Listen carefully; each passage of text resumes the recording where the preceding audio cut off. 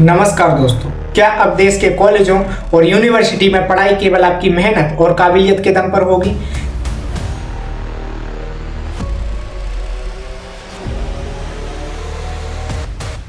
या फिर छात्रों को हर वक्त शिकायतों और निगरानी के डर के साए में रहना होगा? जनवरी 2026 में यूजीसी के जो नए नियम आए हैं, उन्होंने एक ऐसी बहस छेड़ दी है जिसे अब नज़रअंदाज नहीं किया जा सकता। सरकार का पक्ष बनाम छात्रों का डर।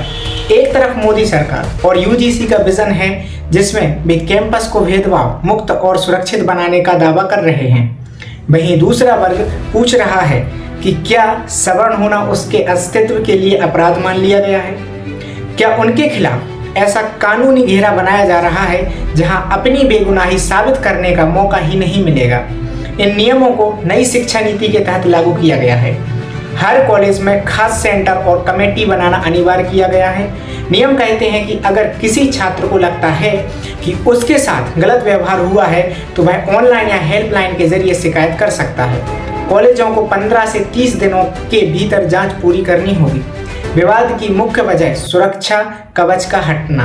2012 के पुराने नियमों में प्रावधान था कि झूठी शिकायत करने वाले को भी सजा दी जाएगी।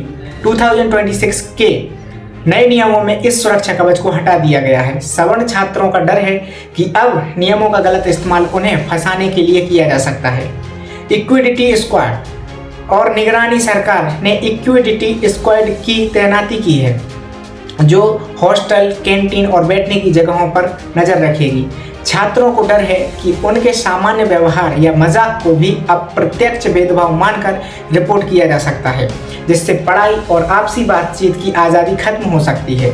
कॉलेज प्रशासन पर दबाव। यूजीसी ने कहा है कि यदि शिकायत का निपटारा सही से नहीं हुआ तो कॉलेज की फंडिंग रोकी जा सकती है या मान्यता रद्द हो सकती है। इससे कॉलेज प्रशासन पर दबाव होगा कि वे न्याय करने के बजाय शिकायतकर्ता को खुश करने के लिए कड़ी कार्रवाई करें। कानूनी और राजनीतिक पहलू। SC/ST एक्ट में सजा की दर 34 से 42% के बीच है। कई मामले सबूतों की कमी के कारण टिक नहीं पाते। रोहित वेमुला जैसे मामलों का जिक्र करते हुए बताया गया कि सालों बाद बेगुनाह साबित होने तक व्यक्ति का करियर और इज्जत तबाह हो चुकी होती है। सवर्ण वोटर जो सरकार का मजबूत स्तंभ रहा है, अब चुनावी समीकरणों के दबाव को लेकर शंका जता रहा है। समाधान और सुझाव। किसी भी बड़ी कार्रवाई से पहले एक शुरुआती निष्पक्ष जांच होनी चाहिए। हर कैंपस में एक आज़ाद इंडिपेंडेंट रिव्यू पैनल होना चाहिए जिसमें बाहर के रिटायर्ड जज हों। कमेटी के ढांचे में ऐसे न्यूट्रल सदस्य हों जिनका राजनीति से वास्ता ना हो। मतलब बराबरी का मतलब किसी एक वर्ग को डराना नहीं, बल्कि सबको साथ लेकर चलना है। भेदभाव मिटना चाहिए, लेकिन न्याय सबके लिए समान होना चाहिए। विकसित भारत का सपना तभी पूरा होगा जब हर छात्र बिना किसी डर के अपनी काबिलियत साबित कर सकेगा। धन्यवाद दोस्तों, वीडियो के अंत तक बने रहने के लिए।